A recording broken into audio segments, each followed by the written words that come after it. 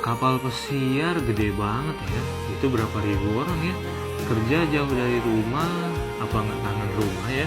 Ya, itu adalah hal-hal yang kita pikirkan sebelum kita kerja di kapal pesiar. Tapi percaya atau enggak, setelah kamu kerja di kapal pesiar, kamu akan membuka wawasan baru dan kamu akan bertemu dengan teman-teman dari seluruh dunia. Memang, untuk kerja di kapal pesiar, kita harus jauh dari rumah dan itu adalah risiko yang harus kita ambil. Tapi, di samping itu, kita akan mendapatkan penghasilan yang bagus, kita akan mendapatkan teman dan relasi yang bagus, dan kita akan jalan-jalan juga ke seluruh dunia.